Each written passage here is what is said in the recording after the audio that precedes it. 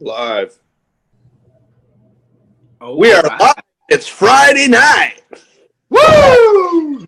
The Powerhouse. It is the Powerhouse live right here on a Friday night. How are you this evening? What's going on, fellas? We got Ken Walls in the house to tell us a few things about his book and talk sales with us right here on the Powerhouse Live. Woo! Ken Walls in the house. Woo! Yeah. Thanks for having me on. Appreciate it. Hey, thanks for coming on. Being here.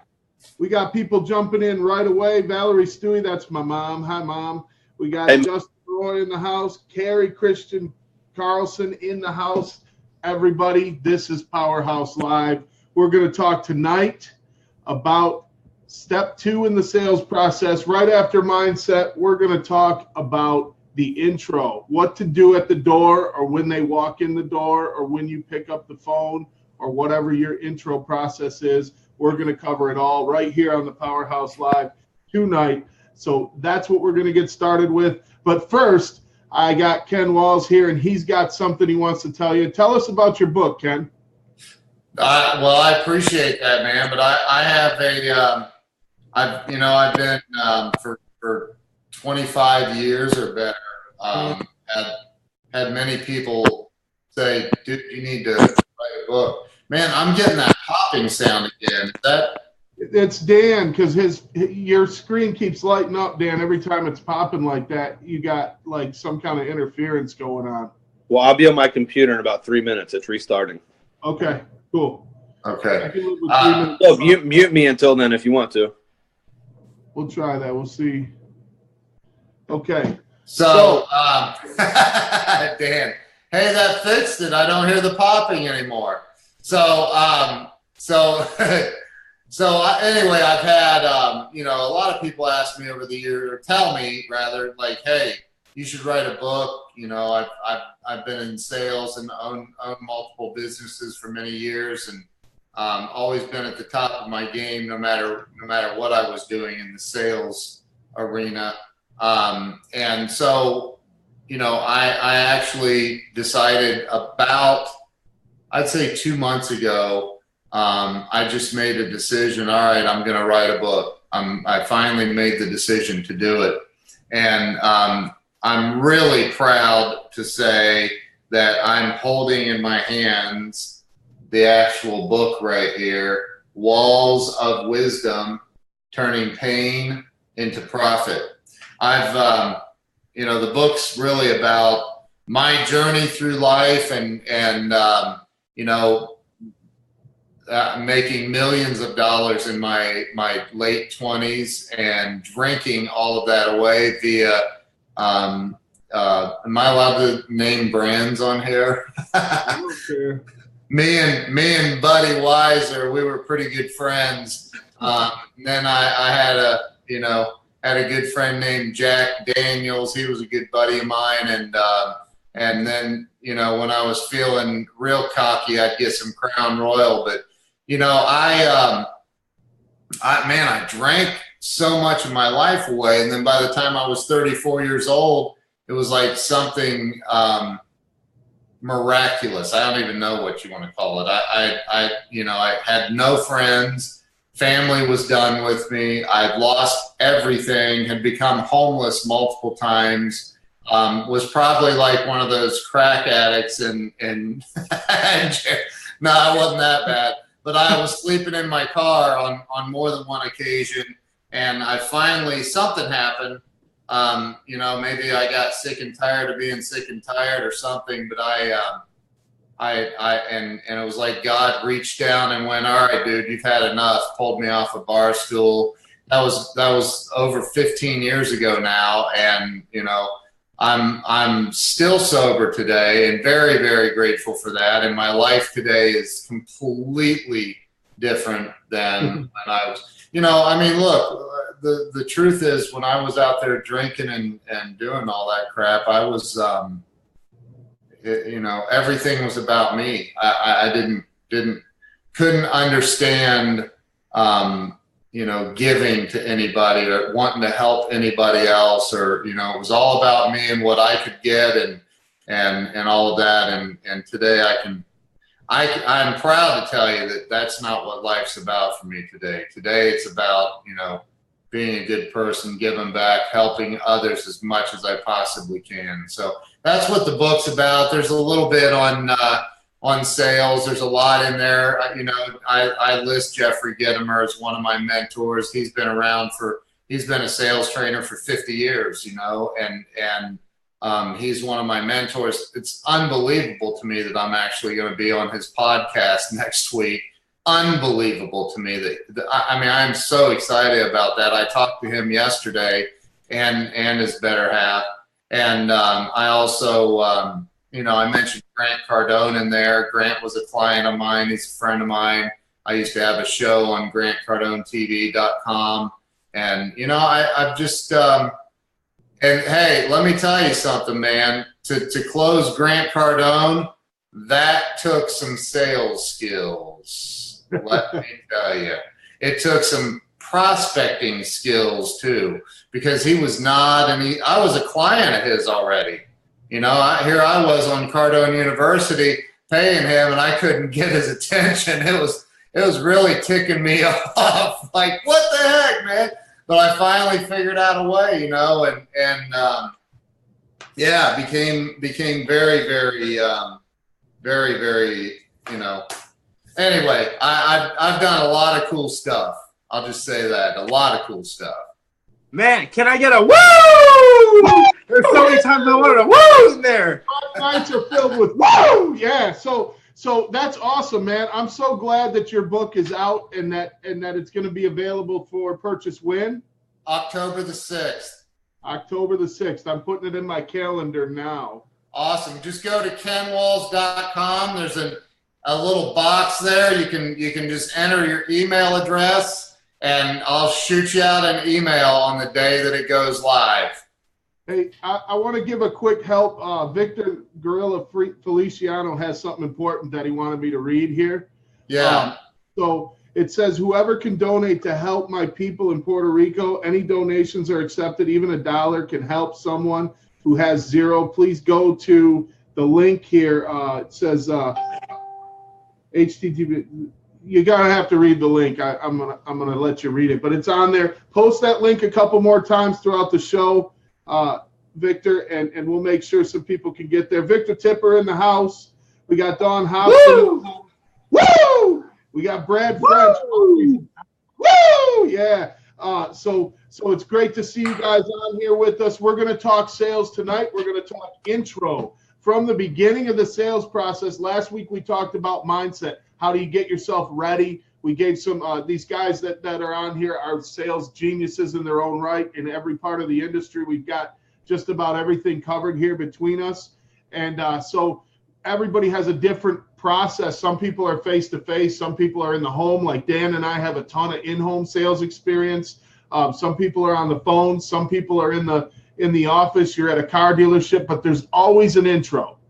And that part of the sale is always I think my theory has always been at the door, less is more, but that short, small little part of your sales process can have so much to do with your closing ability in the end. So I thought that this would be a great subject for tonight's show. Who wants to take intro point number 1? Dan. Let's all speak at once, right? Intro point number 1. Got to greet them warmly. Are we getting that granular? Yeah, Sure. yeah. Let's do it. Yeah. Let's get all the way down into it. You greet them warmly with a smile, a handshake. Look them in the eye. Be genuine. How are you doing? How are they today? How are you? Greet them like a friend. You're talking to a friend here. Absolutely. Set the tone right there from the top. The next step to that for me is I always take my shoes off when I walk in someone's house. Even if they have their shoes on, I always take my shoes off. It's a sign of respect. Ooh. 100%. They tell me not to, and I still do. Absolutely. 100%. When you walk onto somebody else's home, when you walk through the door, even if I'm going in for 2 minutes and I know I'm going to go back outside and measure something in a minute, I still, the shoes come off. and they go, oh, you don't have to do that. Hey, listen, I don't know where my shoes have been. I'd really feel more comfortable if I did. But that's something that I agree 100% with. I think before I even get to that point, more to Jeremy's point too, you know, I believe throughout the entire sales process, and I can tell some stories about even this week, but treat everyone like a millionaire. Like from the time you meet them, treat them like they've got more money than anybody you ever met, and this is the most important deal that you will ever have, and people will respond to you with respect. You know, and I think that's a very important part of it. What about you, Ken? I agree with that. And by the way, I've been in thousands and thousands of homes. I've sold home improvements for several companies. So, you know, I have now, you know, there's also the, you know, I didn't know if we were talking about a warm lead that's an appointment here, or are we talking about a cold call where you're knocking on the door? We can do both. I mean, there's all types of different people out there that need to hear what some opinions are. Yeah, I mean, I've done a lot of cold calling, and I've, you know, done a lot of training, sales training when it comes to cold calling, residential door knocking. Jeremy seems like he'd be just like the dude you'd want to have on your door knocking team. Like, dude, put your flashlight hat on and freaking go out there and train these dudes. So, but like, you know, I couldn't, like, if I saw Jeremy walk up to my front door, I'd open the door just because I'd want to know what the heck he's so happy about. That's freaking awesome. Dude's always happy and smiling. I love that. So, you know, that is definitely part of it. For me, on a cold calls, like, you know, bang on the door, step back. If you're on a porch, don't be like right there in the door, back off of the porch. I always back up at least 5-10 feet and give them some breathing room and start the process there. But if it's a call like what you're talking about, definitely, I agree with what Jeremy said, and that's, you got to greet them with a smile, a big smile, right? They're a good friend of yours. You haven't seen each other in years. How are you, man? And hey, I'm going to take my shoes off. And I agree. I always take them off too, no matter what, even if they tell me not to. Now, some people don't want you to, no matter what. And you know, the cat people or whatever. Yeah, there's your few and far between. Or if you take your shoes off and they smell like Shia, you might want to take them, put them back on. Listen, actually, one of the comments was just about that. Matt Conklin. Matt Conklin's one of my clients with JHC, Rockstar company that's coming up, LNS. And he said, what if your feet stink? Matt, I guess I haven't told you this yet. I carried 3 or 4 pairs of socks in my car when I was full-time on the road as a salesperson for that reason. Like, dude, you got tennis shoes on, you're a dude, you're in somebody's yard walking around in the hot sun. I have extra socks because I'm going to take my shoes off when I go in the house. It seems like a silly question, but seriously, I think that's important. So I want to get a little bit more granular on knocking on the door. First off, never ring the doorbell. Never. Because salespeople ring doorbells. Yeah. I always knock with a beat. So my knock that I knock on every single house is this. Because friends knock on doors, especially friends with a beat. Okay. Yeah. And then I take a couple steps back like Ken does. But then what I do is I turn to the side and then I pretend like I'm writing something. Yeah. Because here's what's going on the other side of the door. They're looking through the people. You never want to have eye contact with the people so you know that they're there, right? So you're standing like this sideways looking down. They're assuming you're writing something about their house. Yeah. Right? They're curious. The hardest part of getting them to answer the door, or the hardest part of getting in the house, is getting them to answer the damn door, right? So then the next thing, you go and knock on the door again 3 times, and I'm just talking about trying to get an appointment or whatever. I'm just talking about door knocking in general. You guys are moving around right now. So then I go knock on the door again, same exact approach. Then the last time, I'll back up 10, 15 feet, go look at the top of their numbers on their garage, and I'll write their numbers down on the sheet of paper. That will get them to answer the door more time than not because they think we're specifically there to see them. Yeah. Love it. That's technique right there. That's like a process drilled down to perfection right there. Yeah. Woo! Woo! Absolutely. You reminded me of something when you're talking warm appointments, as we mentioned earlier too. On a warm appointment, one of the things I do that people think I'm crazy for is every time I get out of my house or out of my car, I wave to the house. Yep, absolutely. If they're thinking they're looking out the window and they're going to pretend they're not home, they get the last minute jitters, they got a salesperson coming over and they see you wave, they're a lot more likely. Crap, he saw me. Sure. Yeah. Yeah. Every time. Nice. Every time I do the exact same thing. Yeah. And you got to be very observant when you go up to the house, right? Look at your surroundings. Is there a little bike in the yard? There's a little pink shoes? Is there what? I look for water bottles because I'm in the water filtration industry. Little peep in their car. Do they have a Zephyr Hills or a Poland Springs bottle of water in their car? Right.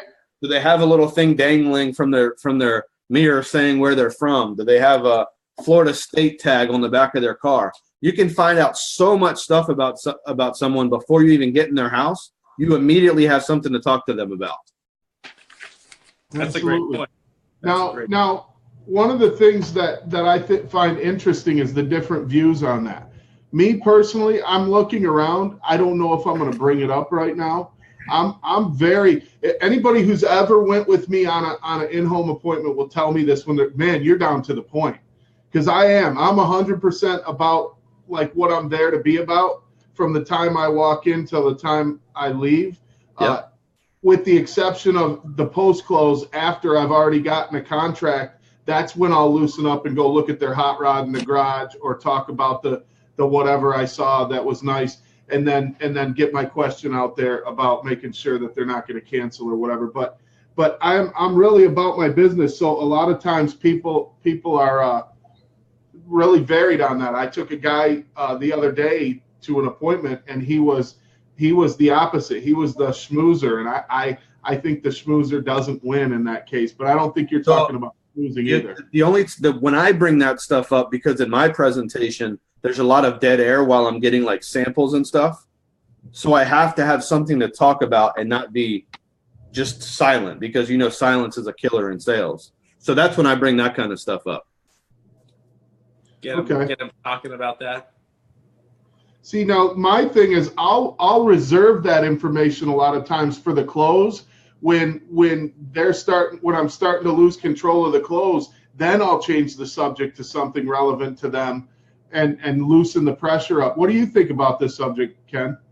Well, I mean, I don't know at what point it happened for me, but I honestly, I don't think I even think about the steps. You guys are making me think more about the steps, the technical steps, than I think I ever have in a long time. So, some of this stuff, like in the How to Win Friends and Influence People, by Dale Carnegie and all of the Zig Ziglar stuff. I mean, I was fortunate. I bought a security company franchise a long time ago, and the guy came up out of Dallas, Texas to train me from corporate was an old dude named Jerry Bramlett. And Jerry was actually partners with Zig Ziglar back when they were selling pots and pans door to door. And that's the guy that came in and spent a whole week with me and trained me and my sales team on how to sell security systems door to door. And I was also in the satellite dish business then too. And so, I think that it all comes down to, because not every single house is the same. If you walk into an Indian family's house, you definitely take your shoes off. I don't care what they smell like. Right? You walk into, so you gotta know who you're dealing with. You gotta be able to read people, and that's why I think that there are some people, who are socially awkward that just don't belong in sales, or they need to go learn the craft really, really well before they attempt it. Now, going out and if depending on the area, there is such a thing as burning good leads. Are you guys familiar with that concept? Absolutely. Right. So you have the wrong person out there calling on clients. You're literally you can burn neighborhoods too by having the wrong person knocking on doors for you setting appointments. Absolutely can. And so, you know, for me, it's more about, you know, I need to be able to have a set of skills, communication skills, where I'm able to pivot on whatever it is I'm dealing with. So, you know, if I'm dealing with Jeremy, and we all know about matching tonality, you know, you want to match the tone of the person you're with. And yes, I do the same things I don't do in-home selling anymore, Dan, but, you know, I used to do that. I can remember a story of a guy that was a business I called on years ago, one of my first sales jobs. This guy said, I was working for a prepaid collection agency, and he said, if this is one of those blank, you know, prepaid collection services, you can get out of my office right now. I said, well, it depends on who it is and the type of business. I said, wow, you have an airplane, huh? I saw a picture of an airplane hanging on the wall, and who hangs a little picture of an airplane except for the owner of it, right? And he's like, yeah, as a matter of fact, I do. And I have some common, my brother-in-law owns an airport and some stuff, planes and stuff. And so we started talking about planes. About 2.5 hours later, the dude wrote me a $10,000 check for a prepaid collection service. So, you know, you just got to learn how to, you know, I think you got to learn how to pivot. You got to learn how to read your audience. Dude, I love when they tell me at the beginning they're not going to buy anything. I know, right? I love it because they're trying to get rid of you at the beginning because they bought everything else that everybody else knocked on their door. That's right. Let's get that objection out of the way up front. That's the reason people hang no soliciting signs. That's right. You know, so but that right there, one of my favorite things, and I wanted to get into that too, how to handle at the door objections, right? You get them whether you're in a retail establishment, a car lot, whether you're walking into the front door of somebody's house, whether you're Jeremy's business, any place, you're going to get those introduction objections, like the auto responses that people have for a salesperson. I'm just looking. I'm not buying anything today. I'm just collecting quotes right now. Whatever it might be, everybody has them. Every industry has them. And I love them. Yeah, they're so great to help you set up the stage for the sale. I want to get into that next, but I want to give a couple of shout outs and read some comments real quick. John Devolito's in the house. We got Terry Thayer in the house. We got thanks for watching, guys. Jason Alt, Eduardo Cancio. Nice to see you in here, man. We got tons of great people. Jay Johansson Superfruit in the house. Jonathan Havels in the house. Listen, we got some great stuff, guys. Share this out. Ask us any questions you want to know about the intro. Ask us anything at all about sales, and we'll get to you as quickly as we can. We're going to keep an eye on the comments. Hey, Jason, real quick. I'm not friends with Terry Thayer, but send me a friend request because I got an email from Grant today with your letter that you sent to me. So I'd love to connect with you. Yeah, awesome, man. Hey, sorry, I have dogs barking for some reason. That's all right. You got somebody knocking on the door trying to sell you something. So check it out. What are some of the objections we get at the door? And I'll start with one that just came to mind. Dan said, I'm not buying anything today. I gave a guy this advice yesterday. I've been doing this forever. If somebody tells me I'm not buying today, I'm getting other quotes, my answer almost every time immediately is, you know what? I'm going to ask for your business. The decision's up to you. Does that sound fair? And you know what happens? They stop. I appreciate that.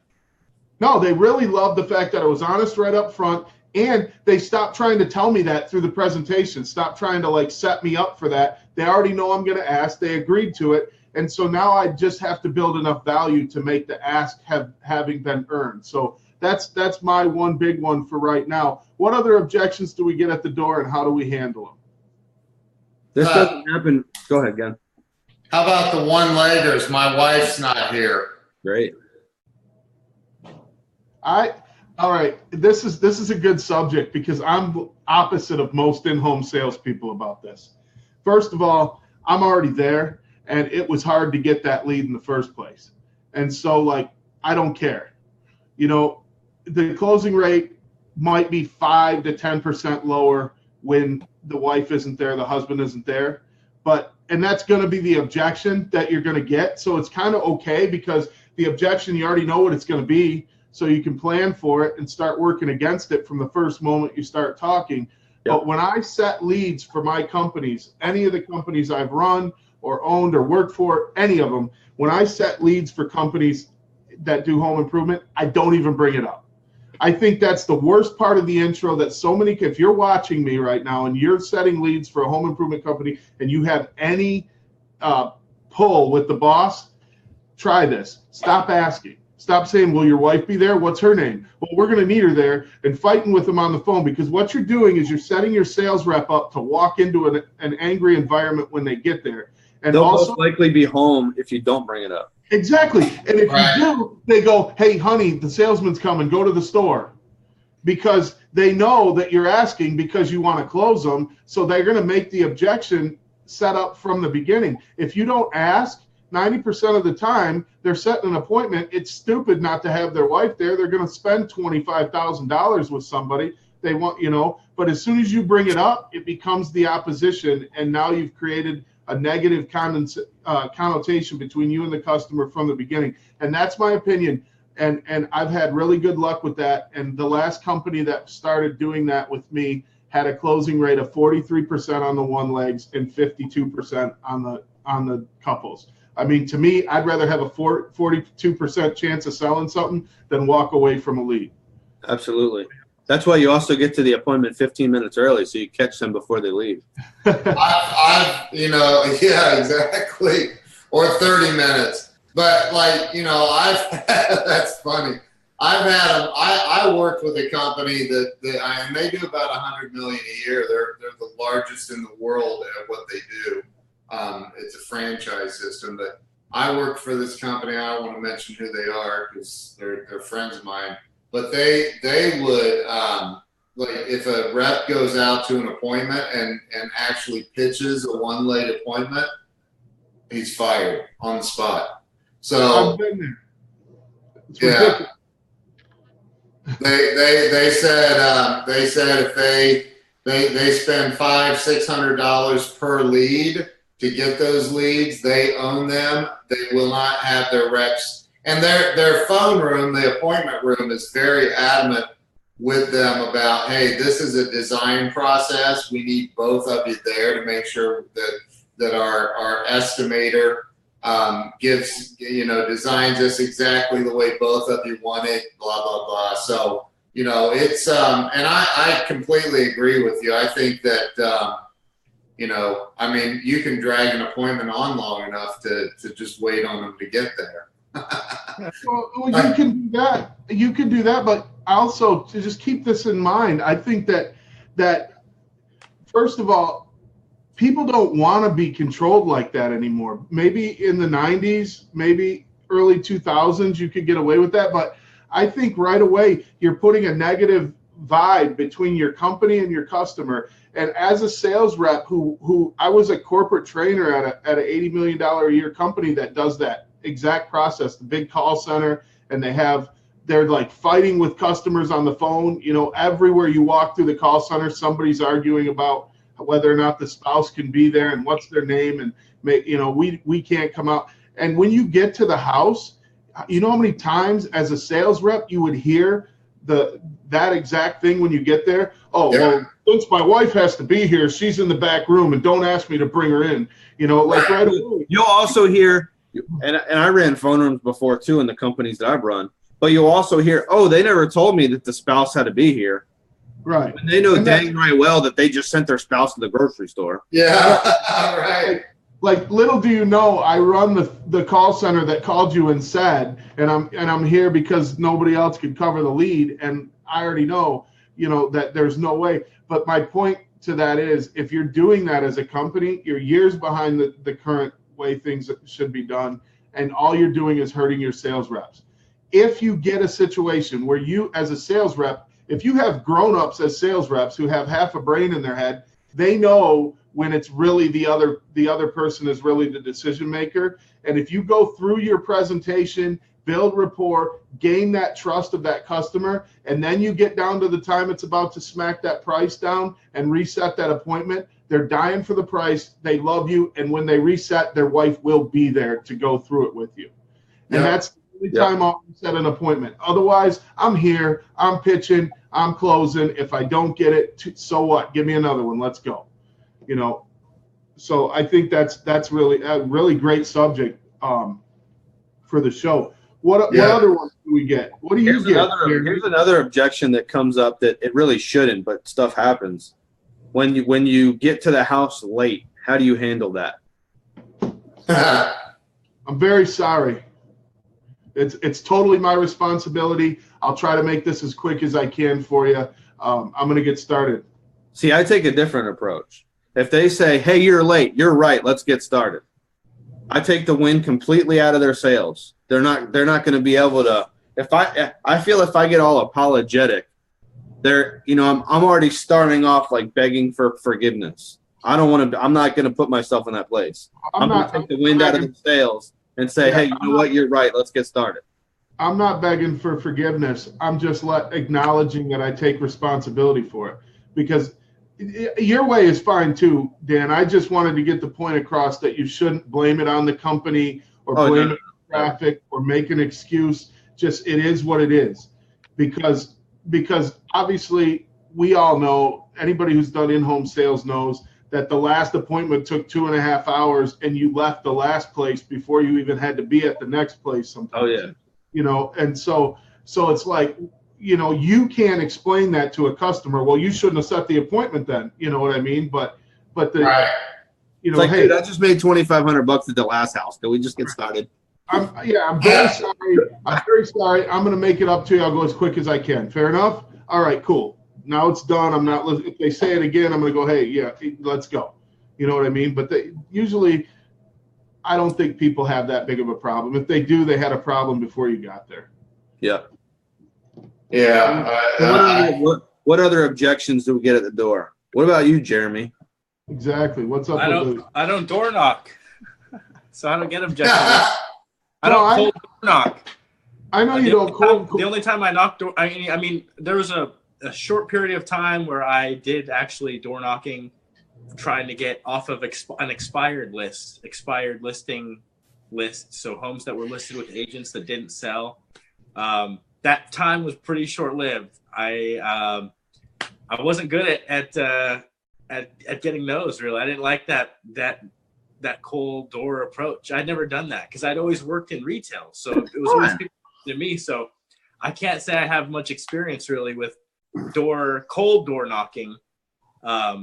When I do the warm, door knocking after I've set an appointment on the phone, then my door knocking process is very similar to what Dan kind of highlighted earlier, where you just make them feel very be very unthreatening. Kind of take a step back, look, don't be looking at the peephole, look around. Hey, when you're here in October, go door knocking with me. Dude, I'll go. I'm down. I mean, there's also when I was doing this was about 3.5 years ago. I was a lot more reserved. I was much more of that awkward kind of sales interaction that Ken was kind of talking about a little bit, touched on that, and where he said, you said, you probably shouldn't do it. And I would say I've come from a very quiet place, so I know like people can do that. If you want to change, like you can break out of your shell or whatever people call it. The number one thing that helped me with that is to stop caring about what other people think. Like just throw any like precursor thoughts that like filter what you might do, and just ditch that stuff. Just ditch it, and you'll offend some people, but a lot more people that resonate with what you do will be attracted to you. And that's really, really important in sales and door knocking. I mean, you can get 100 no's in a row. I mean, if you suck, but you can get 100 rows in a no door knocking, but you just got to forget about it.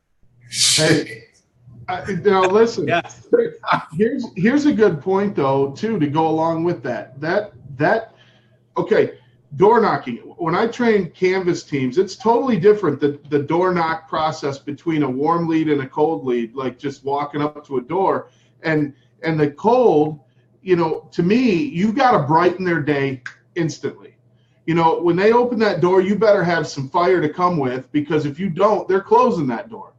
You know what I mean? Like this is a short window that you have, a very small window of time you have to grab their attention, And I used to teach people, if you're funny, be funny. If you're not funny, don't try to be funny. But if you're funny, be funny. I mean, a good door knocker can entertain the person that opens the door. I had one guy, he used to like get to the sidewalk, and when he got to the range of the window, he'd start walking real fast, running. He'd knock on the door and he'd go, hey, do you know what's going on out here? And they go, what? Oh, we're doing a bunch of work in your neighborhood. And he'd start talking into his pitch, and it worked for him because the customer was like, what's going on out here? Even if they peeked out the window, he would yell that, like, hey, did you see what's going on out here? And they would open the door, and and it was a trick, but they kind of liked it because it was kind of cute how he got them to kind of go open the door and start talking to them. So that'll work for some people, but I think energy is, I guess, my point. Energy has to be there when you're knocking doors. Let me interject something, because one of the issues that I have in Florida is that there's a couple people out here, a couple companies, they're not even companies, but people that go knock on the door and they're trying to rob people, like while they're knocking on the door, like someone's going around the back of the house or whatever. So sometimes they don't answer the door, and getting them to, like, they'll say, what do you want? Or who are you? What do you need? Who are you with? Right? So the way that I get them to answer the door is I'll say something, but I'll be mumbling it. I'm like, no. They're like, what? No. Yes. That's awesome. They're like, what? And then they'll open the door because they're so frustrated because they can't understand what I'm saying. Wow. This guy can't possibly be robbing me, so okay. Right. Woo!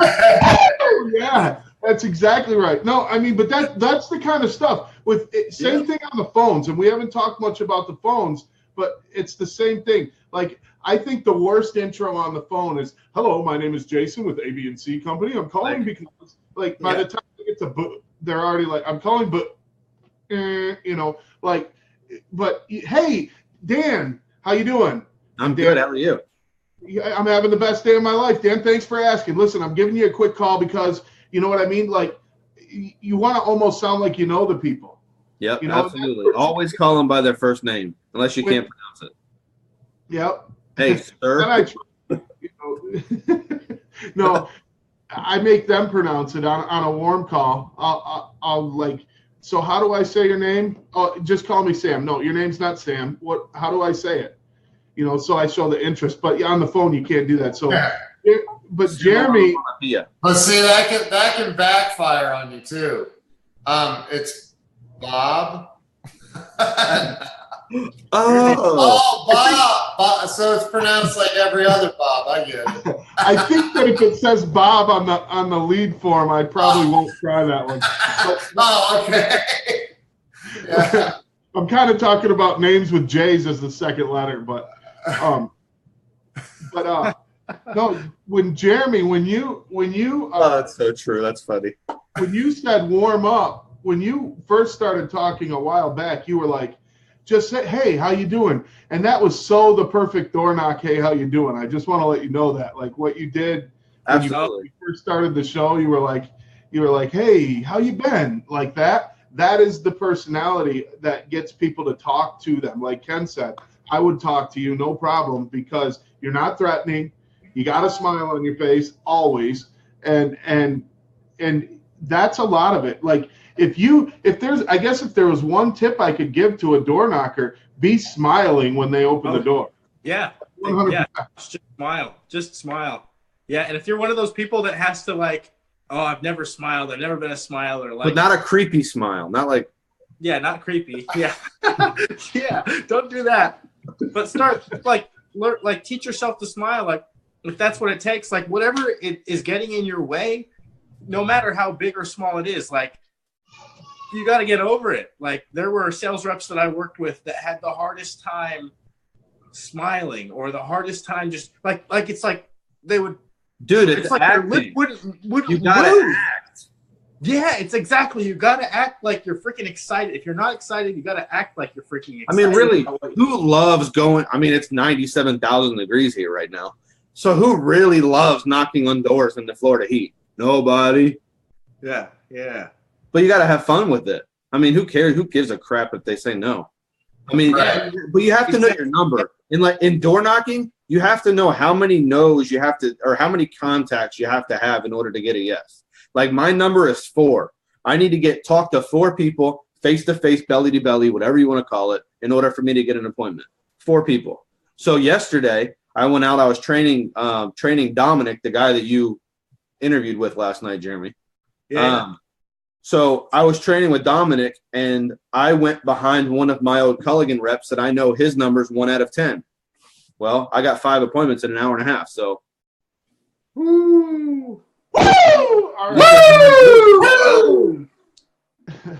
I think that is a key to it. Also, know your numbers, but starting out, you don't have numbers to know yet either.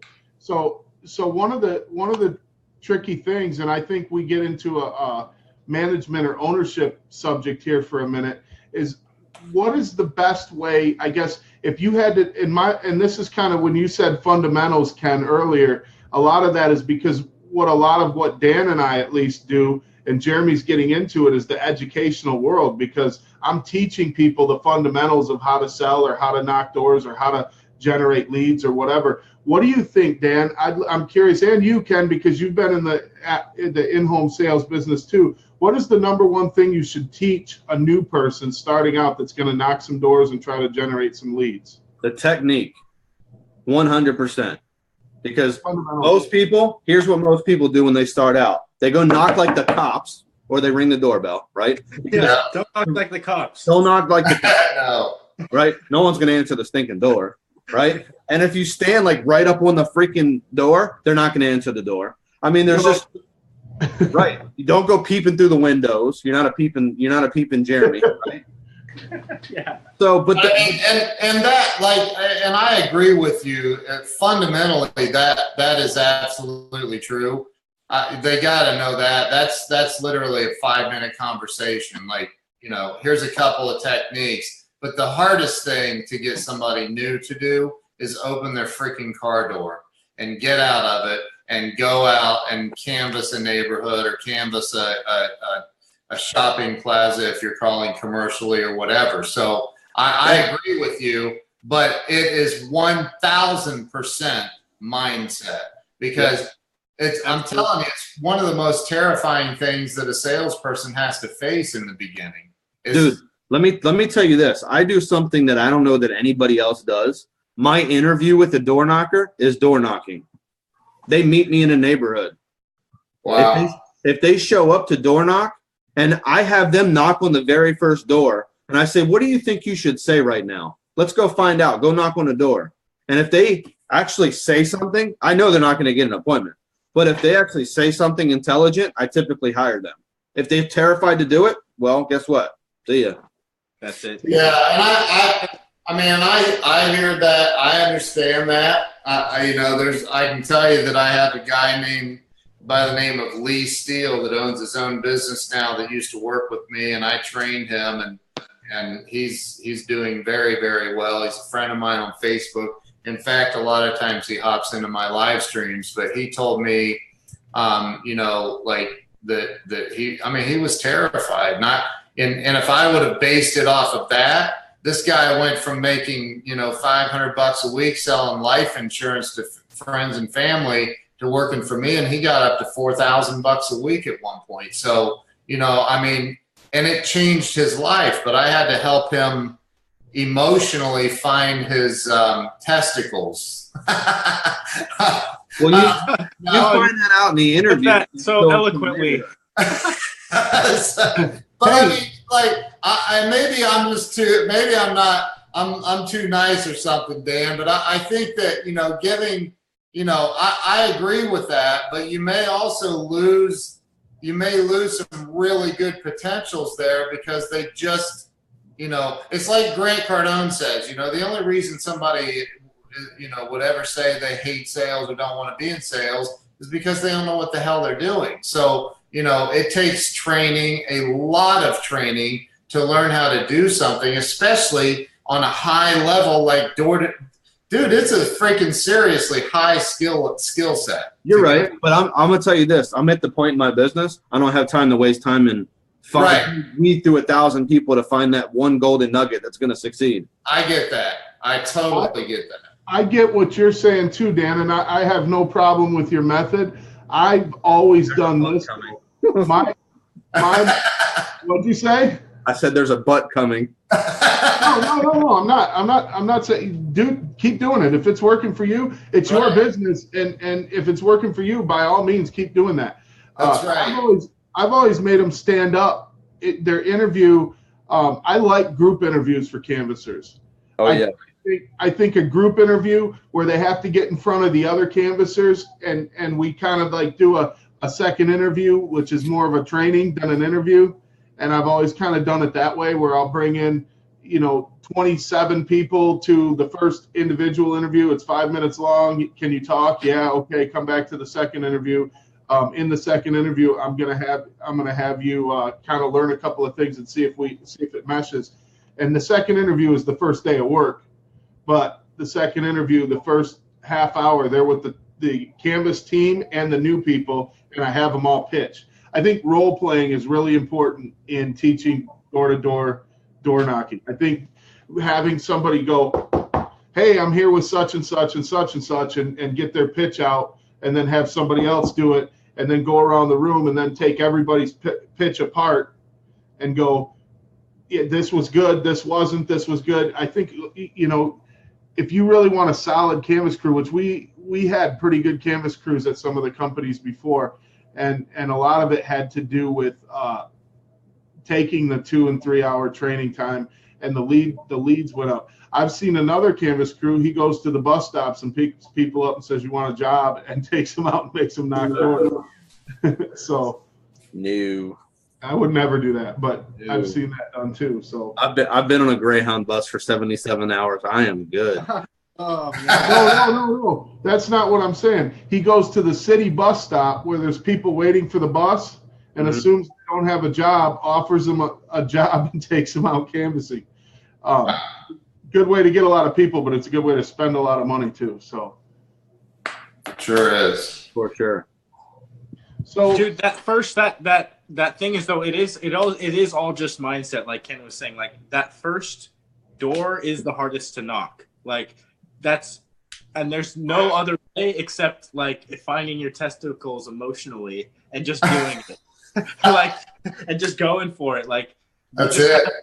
I guarantee, like, it's so uncomfortable, but I guarantee that you'll be so, like, it'll feel half as uncomfortable on the second door or more. Dude, and they're like mini wins. Like every time you get an appointment at a door, it's like, wow, I just got an appointment. I just walked up to some stranger's door and got an appointment for a sales call. Yeah. I mean, it's cool. That first was the hardest Also, it's like the phones, the doors, any kind of cold calling at all, but no matter what it is, like I sold cologne on the streets. It's the same thing. After you get a couple under your belt, couple no's, couple yeses, doesn't matter. Hey, there you could go to the bus stop because some of those people might not smell that great. But we're not trying to sell people at the bus stop. We're trying to get them. I'm just talking about cologne. But you pick the phone up. You pick the phone up once. You dial, you get the no, you get the yes, whatever it is, it doesn't matter. Once you start, getting started, like Ken said, is opening the door is the hardest part. If you're in telemarketing, quit cleaning your desk and start making calls. Yeah. If you're in door knocking, then stop like having a cigarette in the car or whatever you're doing and get out there and knock some doors. That's it. If you're in real estate, if you want to flip a house, make an offer. Start making offers. It's like that first step. It's like, you're so you're so close to success at this point. You've gone 80% of the way there. You just got to push a little more, just to, whether it's making that offer on that house or knocking on that door. Like, you're so close. Dude, here's the worst thing they can say.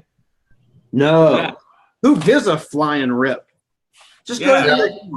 It doesn't matter at all. It makes no difference. And that's the thing that I think this is why I agree with Ken a little bit on whether you should just take them out on the street and put them at a door and see if they do it. I think you're right. If they're willing to do it, like I used to ask the question, that's it. I want to see if they have balls before I hire them. You remember? If they suck, I'm okay with that.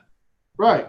You remember the sell me a pen or sell me a glass of water or sell me this or sell me that in the interview, right?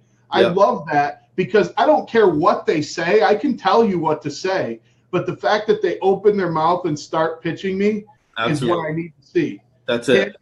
Are you going to make that step? Are you going to get out of the car and open the door like Ken said? Or are you going to sit behind the desk or freak out when it's time to go knock doors and stand on the corner and wait for everybody else to knock doors? Or what are you going to do when it comes time to pick up the phone? That's all I need to know, because the skills, if you have that thing that allows you to step out of your comfort zone without dying, then you can learn the skills behind sales, marketing, business, whatever it is. Yep. Absolutely. It's all about, it's, honestly, it's just taking the chance. It's like anything else that you take a chance in life. It's scary, but the people that stay, and I talk in my book, I wrote a lot about that, about overcoming the fears that are holding you back from your dreams. And, I've seen salespeople that were the best. I've trained thousands of salespeople, thousands and thousands, and I've hired some where I thought, oh my God, this guy is going to be the Jeremy of freaking satellite dish sales, man. He is just going to go out and kill it. And then he did nothing. And then I hire somebody who's, you feel like this dude can't talk to anybody, but sure, I'll give him a chance. And you help him like get those emotional testicles. ET, we'll just start abbreviating it, ET. But you help them get that ET, and then all of a sudden they go out and they just know how to boom, turn it on right now, and you're like, who the hell was that? Where was that guy? I didn't see him. I had a guy that came to work for me years ago, and he found me on Facebook. And he's like, I hear you're hiring salespeople. I'm like, yeah, call me. He calls me. He's like, so you're hiring salespeople? I'm like, yeah. He's like, when are you going to come in for an interview? I'm like, well, come on in. He's probably watching, so whatever. But he comes in, and I'm like, there is no way. There's just no way. But he stuck it out like he wasn't quitting, right? So I'm like, well, maybe there is a way, because not quitting is a huge part of sales, right? So he sticks it out. He gets done, and he's now one of the best salespeople I know, and it's like, so you can't judge a person, and then to add to that, in fact, you should a lot of times go until you learn this, you should anti-judge the person and assume the person you think is great isn't, and the one who isn't is, until you figure out that you were wrong all along and this is the right person.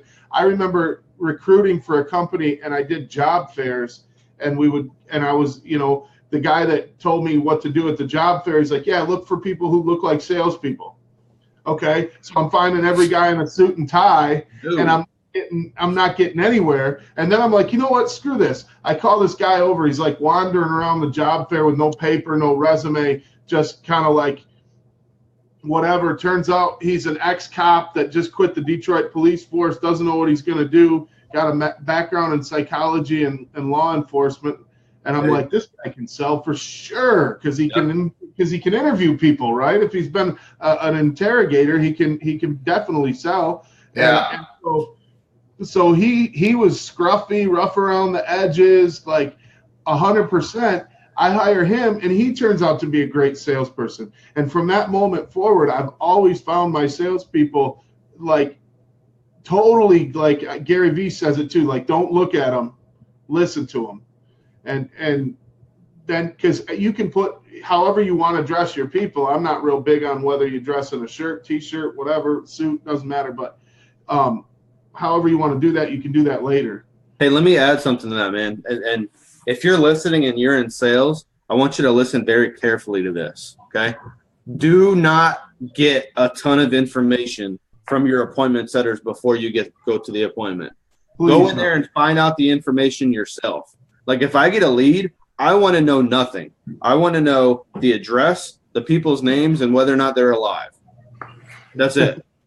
Right. I the first sales manager's job I had was part-time sales manager, still a sales rep kind of thing, where I got a small salary to run the sales meetings and then go run a lead in the evening and afternoon.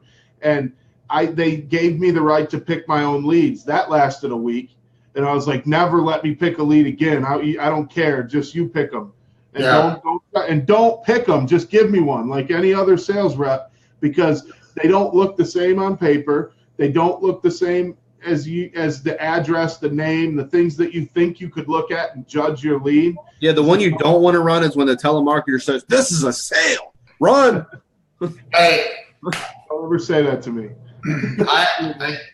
Talking about all this, I just sat here and my younger brother is he's a big dude. He's 6'5", and he was in the Navy, and right out of the Navy, he started working for me, like selling door to door. So he has he had back then, he had a serious chip on his shoulder, and he says, I'm out training him one day, and this is a worst case scenario for anybody new thinking like, okay, what's the worst thing that could happen if you're knocking doors? A dog chasing you, but you can carry treats and throw them at him or whatever, or just run like hell. But this happened when we went up. I said, all right, go up and knock on this door and then step back here with me. And he goes up, knocks on the door, and he steps back. And this woman, she was an older woman, pulls the drapes back in the window over to the side, and she's looking at us. And he says hi, and she just keeps staring at us. And he's like, hey. She keeps staring. I'm watching him. He goes, what the hell's wrong with you, you freak? Talk to me. Oh, man. No, dude, that's not how you do it. She closes the drapes and walks away. We didn't get anything on that one. So that's worst case scenario. You don't want to do that. No, that's not good. No, you don't want to do that. He's one of the best salespeople I know now, man. He's freaking awesome. So, hey, guys, I don't know how long you go, but I allotted for an hour. I got to roll. So hopefully you don't get angry with me, but I got to go. No, I was just getting ready to wrap it up, actually. Oh, were you? Yeah, we do about an hour, 45 minutes to an hour. So okay. Hey, one more time, put your book up in the screen. Yeah, thank you. Where can we find your book? KenWalls.com. You can go register, drop your email address in there, and I'll send you out a notification link. It launches on October the 6th. This is the proof copy from Amazon they sent me to go through. There are a couple of little errors, but I'm going to let them slide. Takes too long to get it all fixed, so I'm going to let them slide. And we're going to roll with that, and then someday maybe do an expanded version. Fix the. Oh, okay. The first edition. They're going to be ready. You better get your hands on one right now. KenWalls.com. Do it now. Get it while the misprints are still there. All right, so guys, listen, we always take the show out the same way. Everybody out there watching, you can put them in the comments. I'm going to give you a 3, 2, 1. We know how to do this. 3, 2, 1. Woo! Thanks for coming on, Ken. Mine was sweet. Thank you guys for having me.